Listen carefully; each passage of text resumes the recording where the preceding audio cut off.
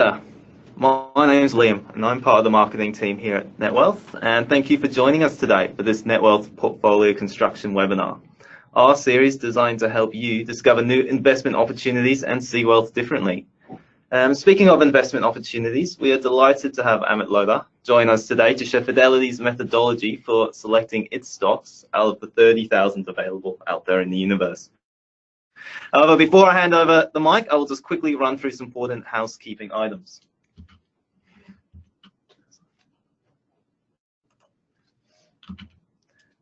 For the financial advisors joining us today, there is one CPD point allocated for attending this webinar. To receive this CPD point, you will need to be attentive and on the line for at least 30 minutes.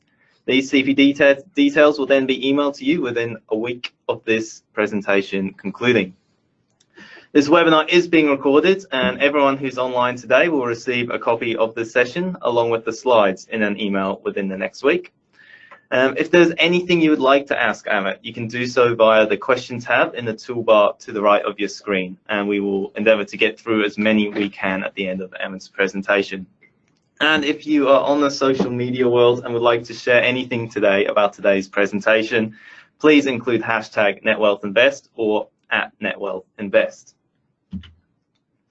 As always, the information shared today is general advice only and is not intended to be a substitute for professional financial advice.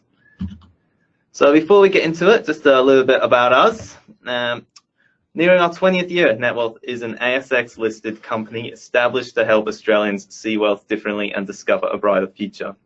For investors, we provide a range of investment and superannuation solutions via our online platform. These solutions can help you take control of your financial future through access to an extensive range of investment options, easy-to-use research tools, and best-in-class technology. These include the ability to manage your super investments using market-leading portfolio and transaction tools. They include online share trading, access to over 300 managed funds and term deposits, pension and benefit payments, income repayments, and tax management tools. You can also analyze your portfolio with clarity and transparency by accessing a comprehensive range of reports and online charts, and keep up to date with changes in the Australian stock market with access to live prices and market depth charts on individual stocks. And you can also view, buy, sell, and hold recommendations on US securities from analyst, insider, and hedge funds transactions. Our online platform also supports financial advisors with a wide range of financial products and services to help you manage your clients' investments and superannuation. So partner with us to start running your business the way you want to. Now on to our speaker. As mentioned, I have the pleasure of having Amit Lodha join us today. Amit is the portfolio manager of the Fidelity Global Equities Fund. He has been portfolio manager of this fund since 2010 and has over 18 years of investment experience. He is a qualified accountant from the Institute of Chartered Accountants and also a CFA charter holder. Amit, thank you for joining us all the way from London. I'll hand it over to you. Please take it away. Thank you so much, and thank you for your time today. As brief introduction, I manage about 2.7 billion across global strategies at Fidelity, based out of London. So our webcast presentation has 5 parts. The first is a quick introduction to global investing from an Australian point of view. Then we follow that on with our approach to global through a focus on management quality. And we round off the discussion with an eye to the future, both medium term, as reflected from our bottom-up research, and our views on what your strategy for investing in the decade of the 2020s should be. The Australian consumer is one of the most global consumers out there. Whether it be the latest in technology, medicines, automobiles, or energy, you are one of the most globalized in the world. And really, this is where you're spending your dollars. As you can see on this chart, your top imports by value in 2018 were key items like energy, technology, and healthcare. This is also the case from an investment perspective, where from an awareness perspective, when I meet Australian investors, they're one of the most globally aware in the world. Yet the domestic market does not live up to that knowledge base. It does not give you full access to the revenue growth opportunity across the world, whether it be the consumption story in emerging markets like China or India, or the technology and healthcare growth sectors that we see led by innovation coming out of companies domiciled in US or Europe.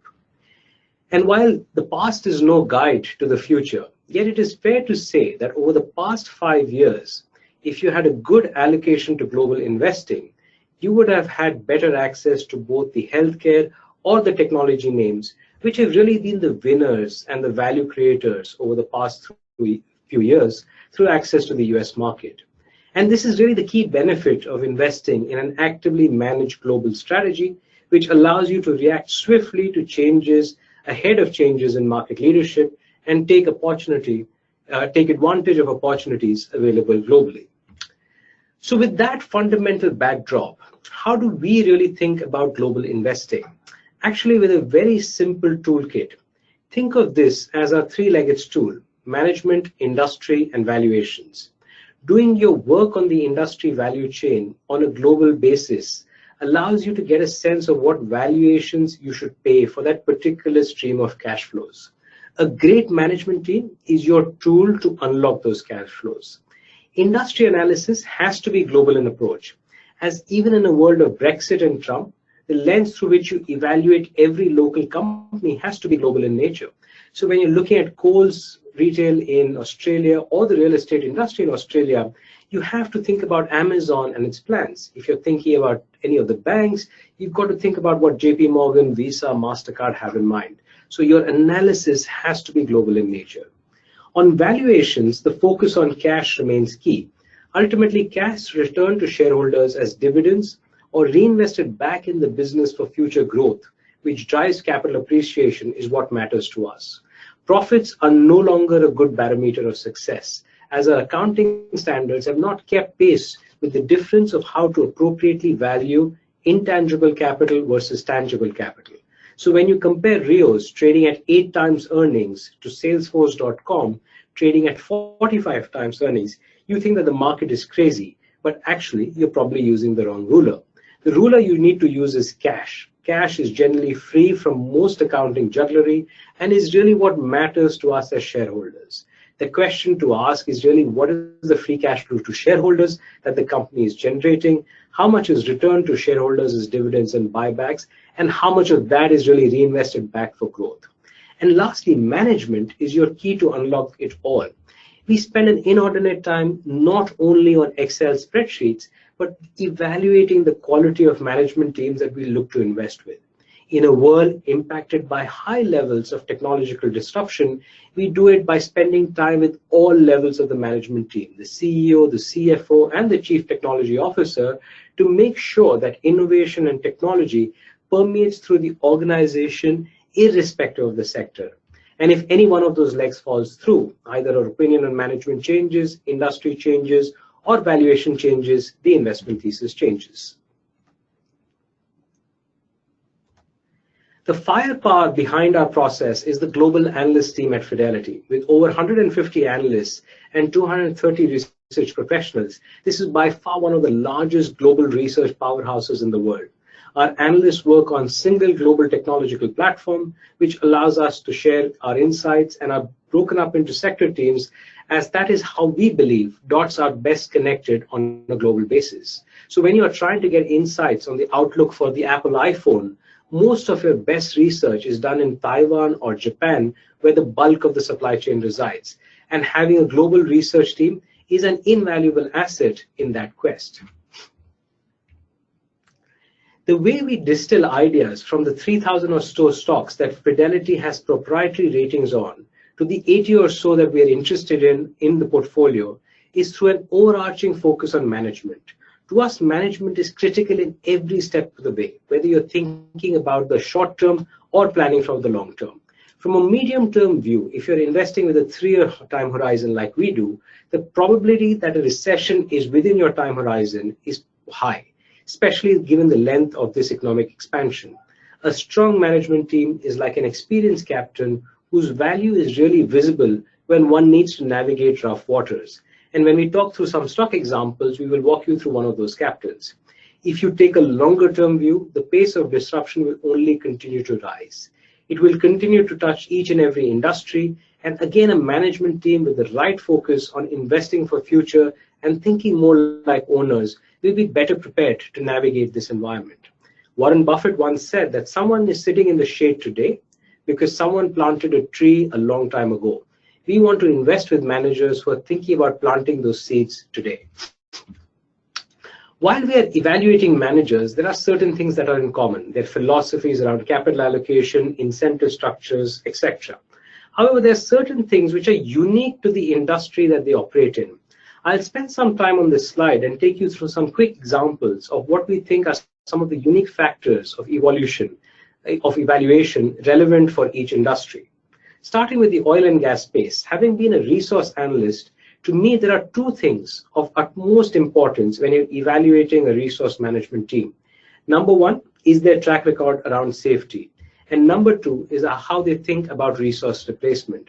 A focus on safety and evaluating the track record of safety of the management team gives you a clean lens around the operational strength of the business. Given the high-risk nature of the business, ensuring employee safety to us is the most important job of the management team and really needs to be the first slide of every management interaction with stakeholders.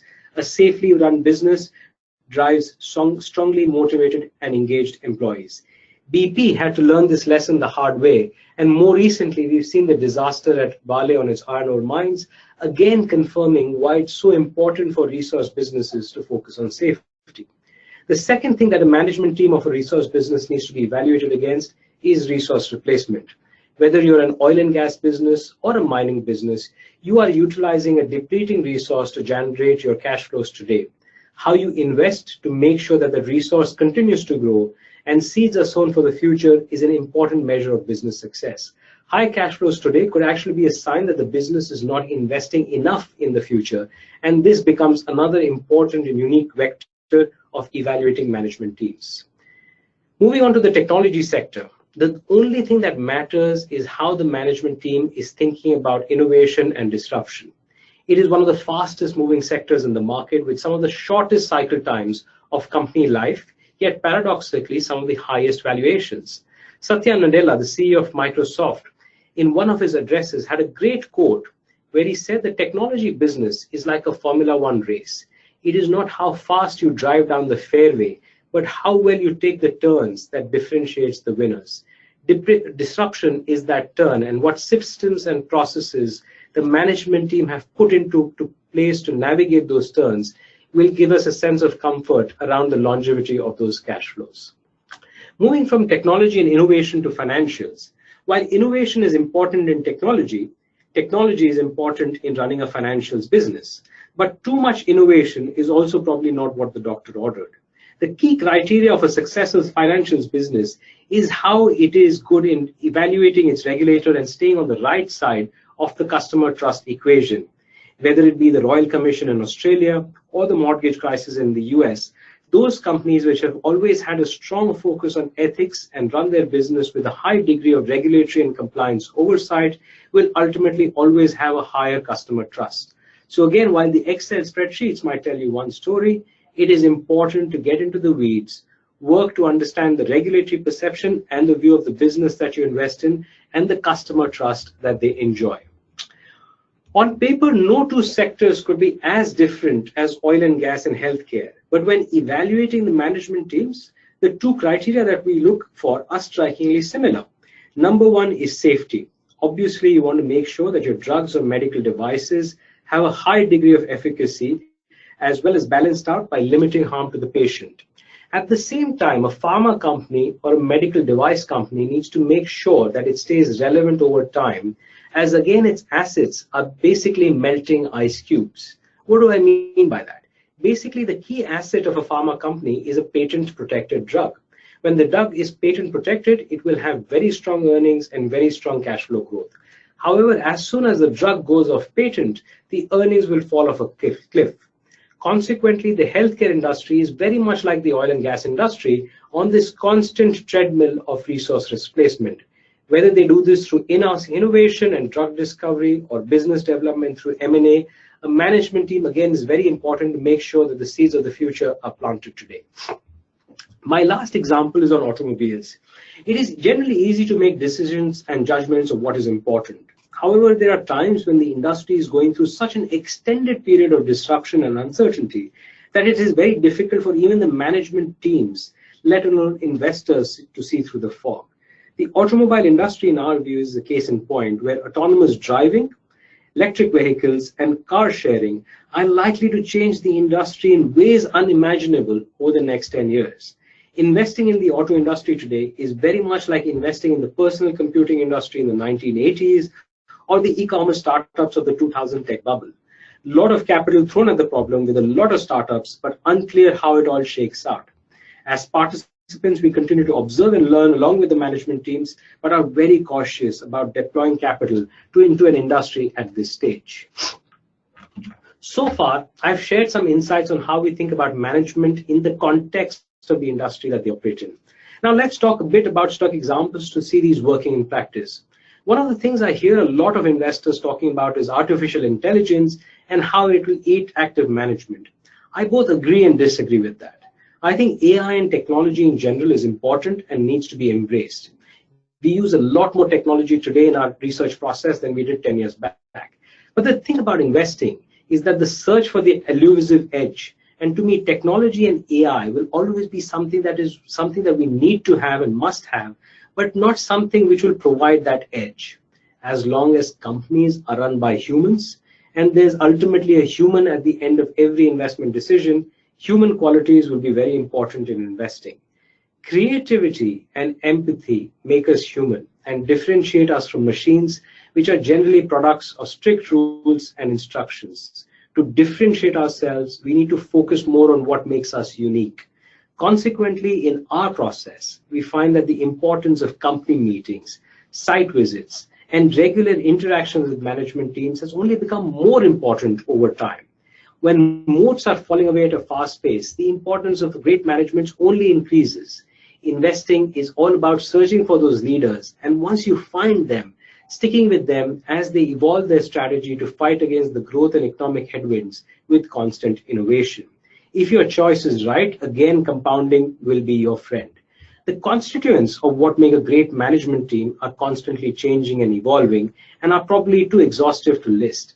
But in our process, while evaluating an individual management thing, these are the important differentiators we focus on: company culture, capital allocation and incentives, confidence versus paranoia, and a positive contribution to the world. Great management teams understand that constant change is a necessity in this age of disruption, and it is not possible without having the right culture in place. In fact, culture breeds strategy. So for my first example is Microsoft, a stock where our holding period mirrors the CEO's tenure. As a company, Microsoft had all the right ingredients: a strong incumbent position in various areas, whether they be on our desktops, through Windows, Office, through the Office software, servers, home entertainment through the Xbox software. However, between 2000 and 2009, the stock in terms of total returns went nowhere. Innovation had been stifled by regulation and focus on protecting cash cows like Windows, leading the company to miss that important smartphone revolution which gave birth to Apple. The third CEO in Microsoft's history, Satya Nadella, took over in 2010. He set out to make the company more collaborative. The mission statement changed from a computer on every desk and home to empower every person and every organization on the planet to achieve more, and the company set out to become more collaborative with its ecosystem. All of this, by the way, is very well covered in his book, Hit Refresh, which we highly recommend. From being a closed system, Microsoft embraced inclusion, and for the first sign of this for us was when Office became available on the iPhone and Apple software.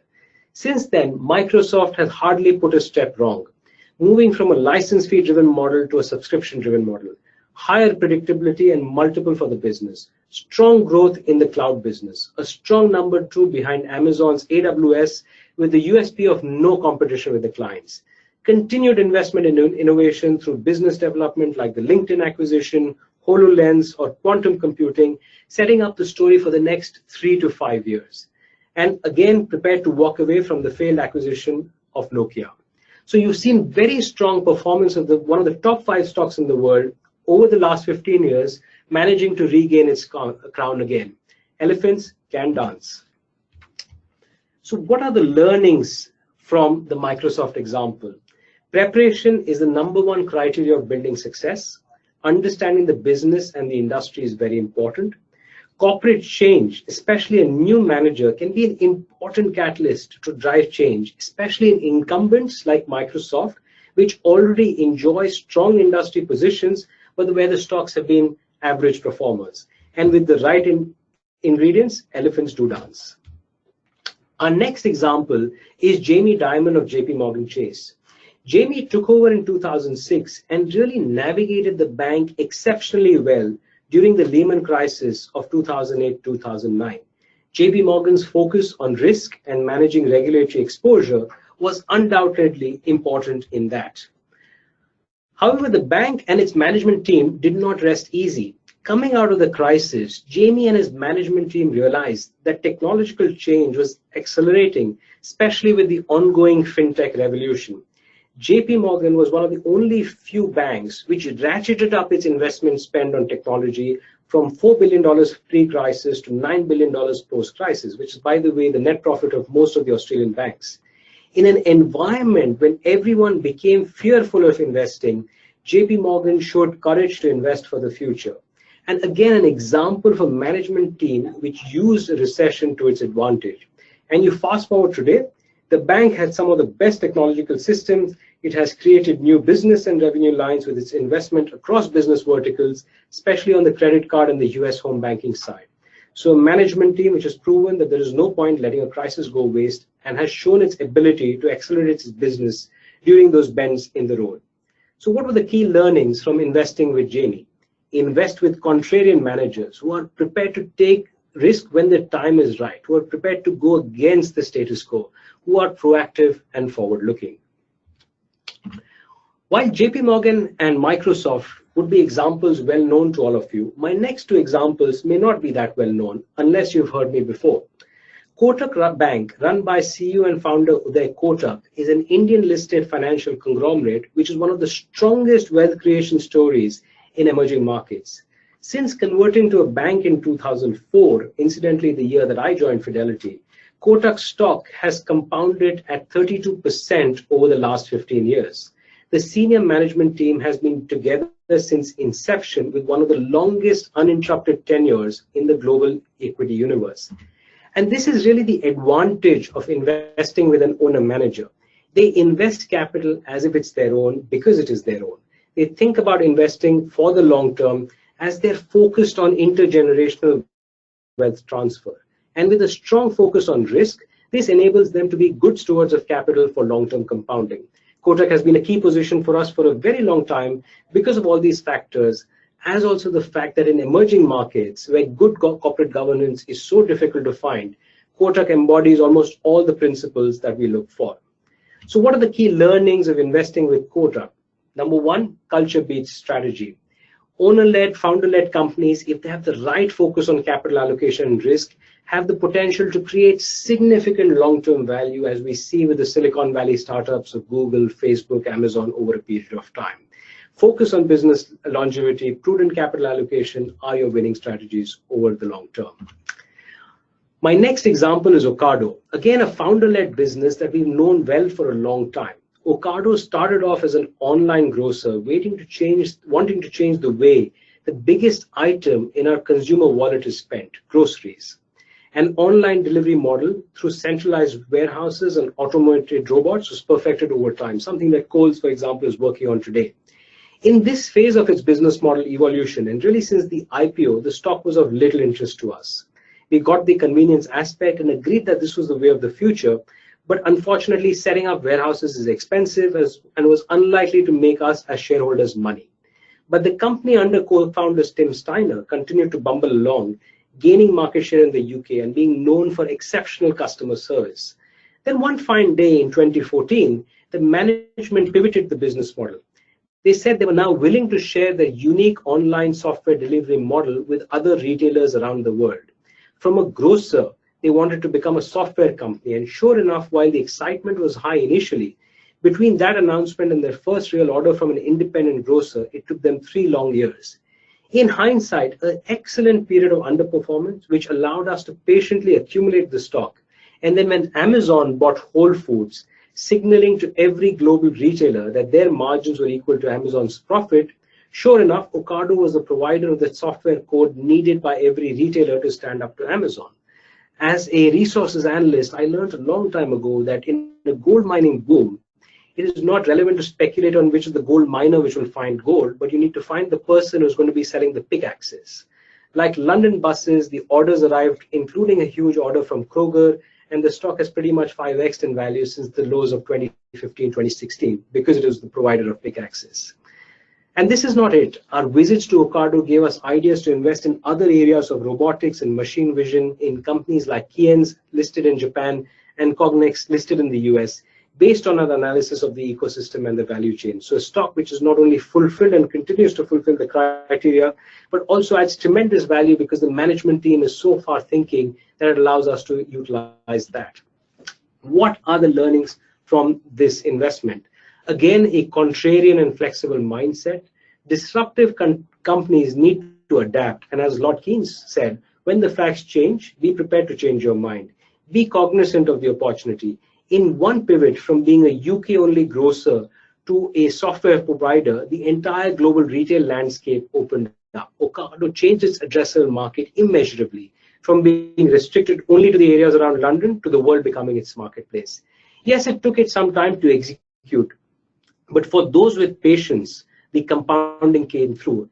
And most of all, throughout this period, the sell side remained uniformly negative on the stock, again giving the contrarian investor an opportunity to follow this contrarian management team.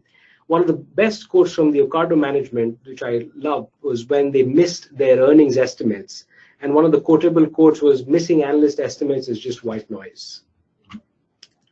Facebook is a stock well known to you.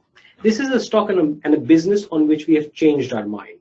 And I want to take you through the process of how we remain disciplined in constantly evaluating our management teams and neither fall in love with them or the stocks that they represent.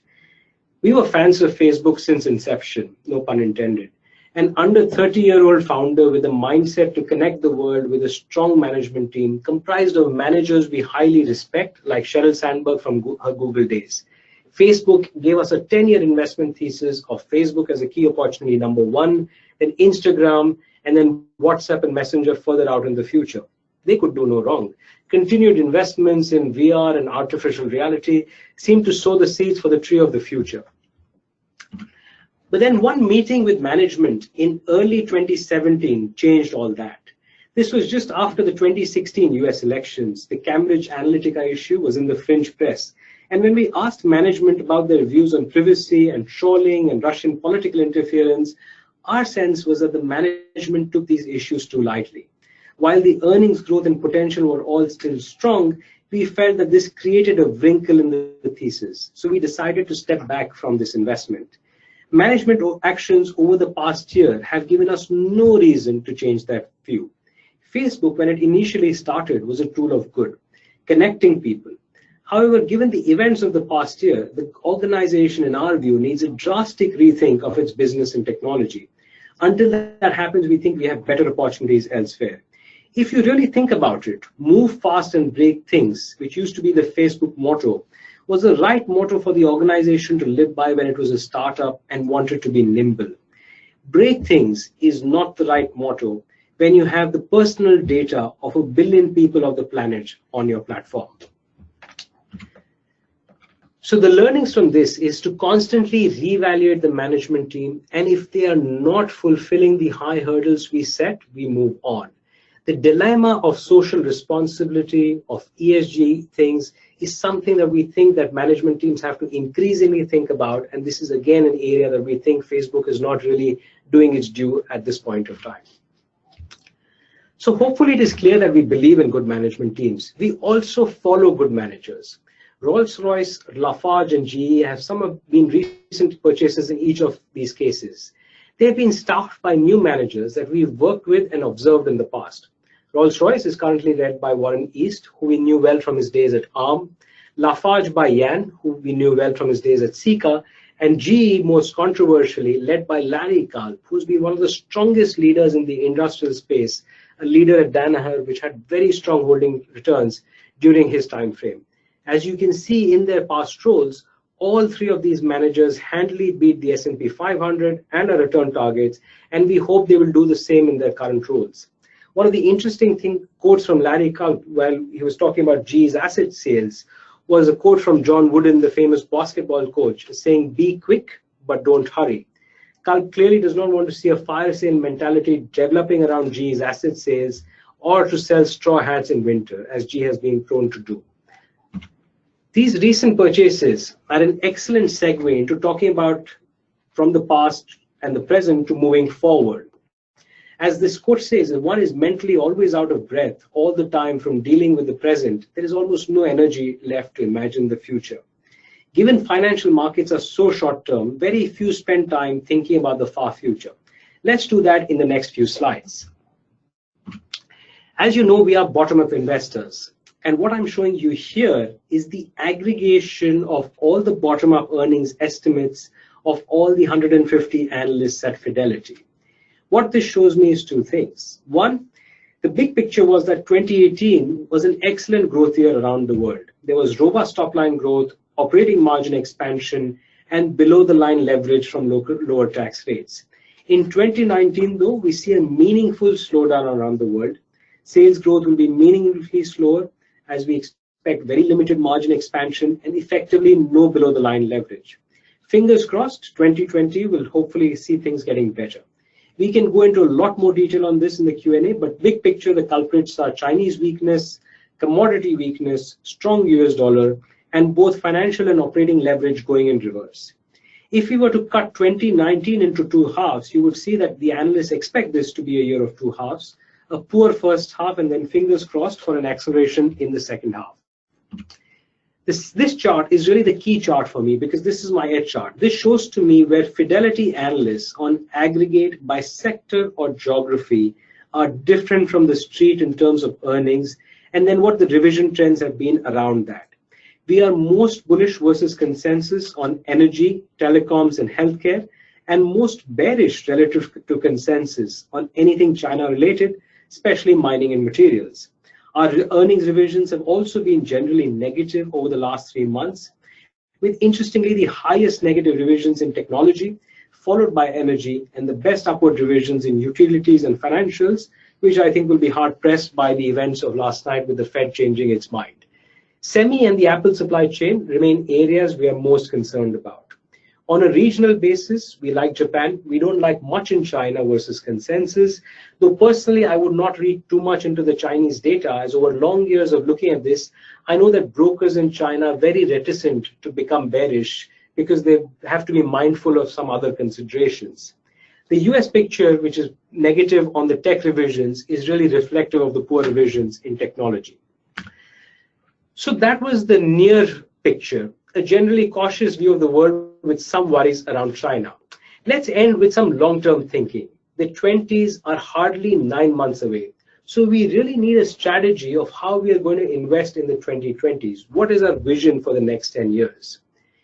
If you look at this chart, here what I'm showing you are which were the largest companies in the S&P 500 in Q4 of 2008 and comparing that to Q4 of 2018.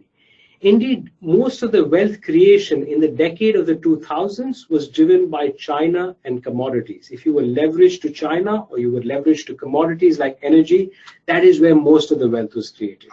The 2010s have been all about technology. If you look at the largest companies in the world or where most of the wealth has been created, it has been technology. Technology has gone from representing one stock in the top 10 in the S&P 500 in 2008, which was Microsoft, to 6 in 2018, and would be even more if we did this on a global basis. So sitting here in 2019, we really need a strategy for what the next decade is going to look like. So this is our framework of thinking about the long-term winners and market leaders and where they will come from. This is our thinking of what the leadership of the top 10 will look like if we fast forward to 2029 and think about which will be the largest companies in the market in 2029. We classify them into 4 buckets. Number 1, companies we know well today. Number 2, startups where the sector thesis is clear, but the ultimate winner is unclear. Number 3 are moonshots. And number 4, and probably the most controversial, the companies which we think may not be around in the top 10 in the 10 years' time, but are there today. Our speculation is that the FANG stocks we know today, Amazon, Alphabet, Microsoft, will be broken up into 2 or 3 companies. This will happen because of both external factors like regulation, as well as internal factors such as ease of management, because just given the size of these companies, they're becoming very difficult to manage. Our expectation also is that we will see more representation from the pharmaceutical and the healthcare service related companies, because demographics and the aging population will drive that around the world. And then financial service companies like Visa and MasterCard, in our view, have really a long runway of growth, consistent 15% compounding as the world continues to move from cash to card, as more payments penetration happens in emerging markets like China and India. In the startups we know today, Google's self-driving car project Waymo, SpaceX, and quite a few who are working on food and agricultural innovation would be our candidates. The moonshots would be companies which are working on artificial intelligence, robotics, and quantum computing, new categories where there is significant long-term potential, but where both the company and the sector thesis is unclear. And the 4th and probably the most controversial one, those who will not make it, Apple, because we struggle with their lack of innovation. They need to buy a moonshot or build a moonshot to stay relevant. The current FANGs in their current form, in terms of likely that they'll be broken up. Of these, we are most bearish on Facebook, and I've talked about the reasons why. And the one stock that we hope we are wrong on, which is Berkshire Hathaway, but we struggle to see it maintaining its position without the management prowess of Buffett and Munger. So the last point is really the long-term performance of the fund that I manage. Consistent return to investments over the market cycle, that risk is consistent, and you're getting an index plus returns with very low volatility if you follow the same investment time horizon that I follow, which is investing with a 3 to 5 year time horizon. The yellow line shows you that risk-taking has been very consistent through the market cycle. The fact that there is no bar below 0 shows you that investors, if they've invested with a 3 to 5 year time horizon, have always had a positive outcome after fees versus the relevant index. This makes investor outcomes as close a reflection to what the fund manager performance over long-term holding periods, something which volatile active management struggles with when compared to ETFs. So to summarize, we think the Fidelity Global Equities Fund is a core holding. It has driven consistent returns to the market cycle over the last 20 years, including 8 years under my management. It is truly active with less than 14% overlap with anything that the global index ETFs will have, a quality and growth bias across large and mid-cap sectors, with patient capital invested with a 3 to 5 year time horizon, diversified across countries, sectors, and geographies, really seeking to find for you the best management teams who will help us navigate not only the next 3 years, but hopefully the next 5 or 10 years. And I hope you and your clients will continue to participate with us through that exciting journey. Thank you, and I'm now open for questions. Thank you, Amit. Really good presentation there on the quality of good management. Listeners, we hope you got a lot out of that, a few takeaways, and really help you with your research there. As Amit said, we're going to now jump into some questions. So if you have any, please, a reminder that you can answer them via the, or ask them even via the question box in the task box. So we'll jump straight into them. Maybe we'll start looking a bit closer to home in Australia. Is there any sort of management or companies here that you really respect or are keeping an eye on? Yeah, I think that the Australian market has some of the best capital allocators that you can find anywhere in the world. They're very focused on dividend characteristics because of the unique tax structures that we see in this market, the dividend franking, which we can talk about with what may happen about that. Companies that I like in this market, which I keep an eye on, obviously the healthcare companies like CSL. I have a huge respect for that management team. Cochlear, ResMed are two which I think are very strong management teams. Seek is a company which I think is a very good management team. Again, thinking about the future. Domino's Pizza has had a management team which has navigated the cycle really well over a long period of time. And then I think some of the miners like BHP and Rio have had pretty strong management teams recently, which have focused on looking at shareholder returns, have stepped back away from just the crazy investments in capex that they were doing based on the pressure that they've seen from shareholders. So I think the Australian market really has some very good management teams to focus on. That's good to hear. We like to think we have a good management team here at Netwealth too. Do you see many investment opportunities with Brexit at this stage? Yeah, I think Brexit is fascinating to watch. In some ways, it is pitiful to watch in terms of what's going on a daily basis. I think the thinking exactly is right, that volatility always creates investment opportunities. If you look at Ocado, for example, it is a UK listed company, and if you look at the stock price chart, you will see a blip during the first period of the Brexit announcement, and that was really an opportunity to add to a position where valuations came down for market-related reasons, nothing to do with the cash flow profile of the company, nothing to do with the commentary on the management team or a change in industry structure. And so we really like actually these volatility events where we have a list of companies and management teams that we want to own in our portfolio. Currently, their valuations are not giving us the opportunity. But if a market event leads to these stocks, coming down by 20 or 30%, we're ready with our list. Right.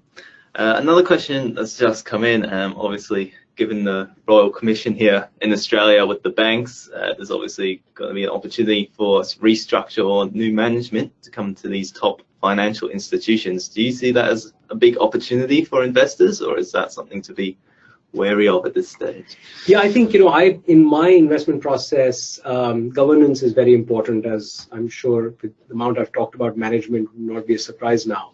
And I think it's been surprising to me the issues that have been uncovered during that Royal Commission. I think we need a refresh. I think investors need to step back and take a stand as to what the direction of these financial businesses will look like. What is the real earnings power of these businesses is a question that investors need to grapple with. Besides the fact of what's going on in the real estate market in Australia and the property market in Australia is always something which will have an impact on banks. So I think it's a real opportunity in terms of the new management teams to wipe the slate clean and think about how they want to position these companies and these banks over the next 5 or 10 years. If you go by the industry structure, you've got one of the best industry structures in any financial market anywhere in the world. You've got only 4 banks.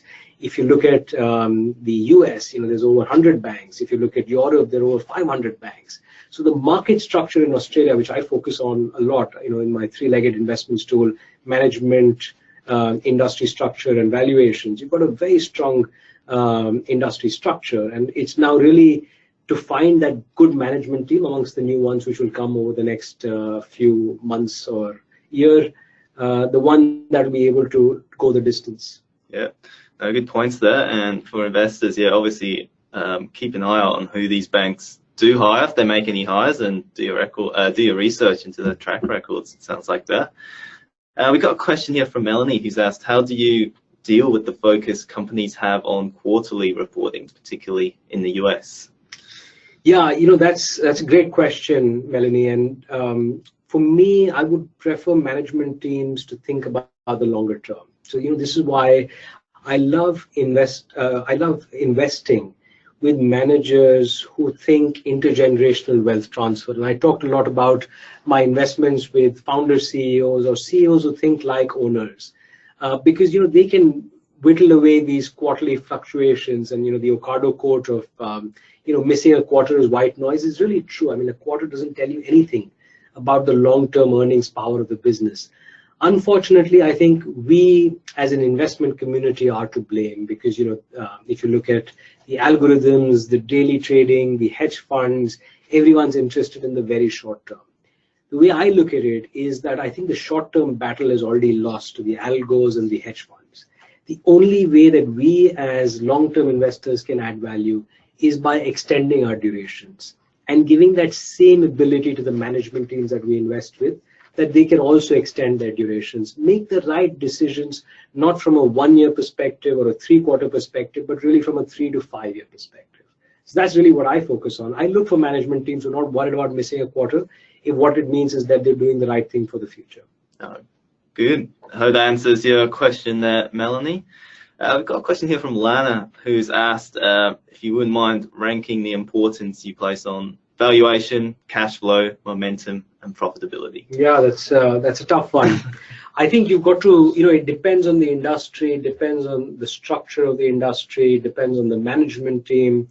There are certain management teams where even if the stock becomes expensive for a short period of time, you're prepared to own these because they have the optionality of creating new businesses. You take Facebook as an example of a company where, this is in the period that we really liked it, where it was only the Facebook platform, but the management team was smart enough to add new platforms with acquisitions. Instagram was an acquisition, WhatsApp was an acquisition, and these really augmented the strategy over a period of time. So you could have thought back and said, well, listen, why did he spend $20 billion on WhatsApp? But now you fast forward 3 or 5 years, and that was an excellent capital allocation decision that he made, because it made sure that the social media industry was completely in Facebook's hand. I mean, there's only Facebook and Twitter and Snap to a small extent, but it's really basically Facebook. So it really, I think, depends on the industry, depends on the structure and how you focus it. If you had to ask me to put my hand on my heart, I'd say management number 1, valuation number 2, industry number 3. There you go, Lana. Hope that's helped you out there. Now, you mentioned earlier in your presentation about melting ice cubes when talking about the pharmaceutical industry. Anthony would like to know if you can elaborate a bit more on, it's obviously a bit of a balancing act between R&D, yes, research and development, and also the cost of drugs and stuff, in terms of not being seen to sort of be eye gouging or fleecing buyers for the money. Do you have a view on what you look for when it comes to that situation? Andy, that's a fascinating question. We can spend the rest of the time that we have on this, because it really, your question has really hit the nub of the entire healthcare industry in the US, the profitability of it, all the issues around what President Trump is saying. One of the few areas I actually agree with him, which is that if you're buying a medicine in the US, you probably pay $100. But if you're buying that same medicine across the border in Canada, you probably pay $60 or $50. And this is the point that he's raising, that the pharma companies are gouging the US consumer because they're trying to subsidize their R&D. So these are very complex questions that we think about that will have an impact on the earnings profile of these pharma companies. The melting ice cube point is really this, which is that, when you come up with a new drug, you spend a lot on R&D. And when you spend a lot on R&D and you find a new drug, the government gives you a patent for a period of 10, 15, 20 years, at which period no other competitor can come and stand against you. During that period of time, you can price pretty aggressively, make very strong returns so that you earn back the R&D that you've already spent on developing that new drug. And that is required to make sure that people continue to innovate, because if you don't make returns on innovation, no one will actually innovate. So that structure is very important to drive innovation over a period of time. And you need to make sure that innovative companies over time earn an equal or higher rate of return, because innovation by its very nature is complex and is volatile. So that structure, I think, allows companies to make returns over a period of time. But what tends to happen is that if you don't have a good pipeline of new ideas coming through on an ongoing basis, the innovation that you did 10 years ago is going to go out of your profitability. And that's the melting ice cube.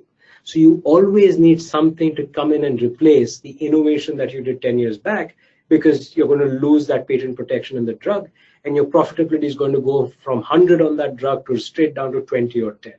And that is what I mean by that melting ice cube of the drug portfolio, which is where the resource replacement comes in. That constant innovation, that constant search for new drugs is really what keeps the pharma companies alive. And a very interesting point there is that, in the past, if you go back 10, 15 years, we used to believe that almost all innovation was value additive. And at that point of time, these companies used to trade at 35, 40 times earnings. And then the market realized that actually they were spending a lot on innovation, but were not getting the returns on that innovation. And back down the multiples came, and these companies now trade at 15, 16 times earnings. And I think, to my mind, the technology sector actually is a good analogy here, where when you think about technology cycles, you also have to constantly innovate. I mean, Facebook has to innovate, Apple has to come up with a new phone every year, and they need to continue to spend on that pace of innovation. But the market has not really yet made that connection between the fact that they're constantly on that treadmill. So we continue to, to value these technology companies at a very high rate. But at some point of time in the future, we'll realize that they're also on this melting ice cube treadmill. Hopefully that answers the question. I've probably given more information on technology than was asked for. No, you're right. It is a fascinating industry, and I have no doubt you could spend all afternoon chatting about it, but we will run through just a couple more questions instead. We have a question here asking, what is your current view on the Wells Fargo following their fallout from its consumer account fraud scandal back in 2016? Yeah, that's an interesting one. Wells Fargo is actually a portfolio holding that we purchased after the management team changed at Wells Fargo. Now, Wells Fargo has been one of the it used to be a blue chip bank. I still think it is a blue chip bank because it is one of the largest banks in the US. But what JP Morgan did really well was it stole a march over Wells Fargo by investing in technology and giving it really tough competition over the last 5 or 7 years. I think the new management team is actually quite good, very interesting. It's a tough ask to change the culture, drive that cultural change over a period of time. But I think the valuations of Wells Fargo, you always used to trade at a huge premium to the rest of the banking space. That Warren Buffett is one of the largest owners of Wells Fargo. It is one of the largest position in Berkshire Hathaway. So again, a management team that I think is doing the right things, but I think they have somewhere to go in terms of setting the ship right. And even yesterday, the Fed was not very complimentary about Wells Fargo, saying that there's a lot more for them to achieve, which we completely agree with. But the direction of the journey is positive, and that's really what we look for. We want to invest with managements where the direction of journey is positive, where what they're doing is getting better over a year and every year. And with Wells Fargo, we see that, so it is a investment in the portfolio. Oh, great, that's a great summary for you there, Jeff. Couple of last questions. One here: which countries do you feel maybe the front runners for investment opportunities in the technology space? In technology, it is interesting that mostly all the innovation that we see comes out of two countries. One is the US, which we all know well, and the other, which is less well known, is China. What I see in China is actually fascinating in the sense that a lot of what you see Amazon innovating today, we've actually already seen Alibaba doing in China a few years back. So in some ways, from an innovation perspective, you could argue that Amazon is copying what Alibaba has already done today. So the two countries where I see a lot of innovation on technology are A, the US, which we all know well, but B, China is one where I see a lot of homegrown innovation. This is, people who've worked in the US, moving back home to China, huge population to address, and doing some really exciting things on areas like artificial intelligence, quantum computing, and the like that we talked about. Fantastic. We'll answer one final question. Melanie says you've made a fabulous case for active investing, but what are your views on the massive trend towards buying the index, and what impact do you think this could have on markets?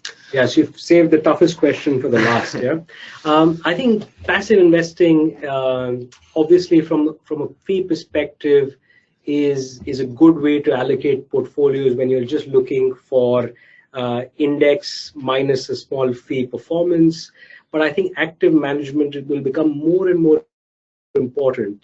What we've seen over the last 10 years is a very steady uptrend in markets, and in that scenario, pretty much a chimpanzee could have thrown darts and made money. That's been the trend because the markets have been in a bull market.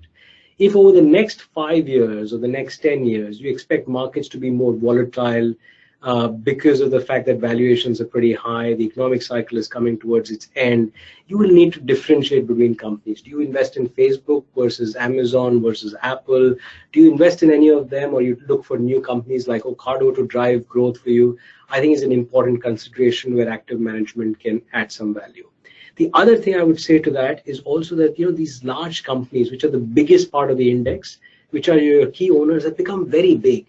If you take Amazon as a case in point, Amazon's been very successful, 25% compounding over the last 10 years, taking it close to $1 trillion of market cap. If it was to do the same 25% compounding over the next 10 years, just mathematically, it would be a 12 or a $15 trillion company. So, mathematically, that's very difficult to imagine.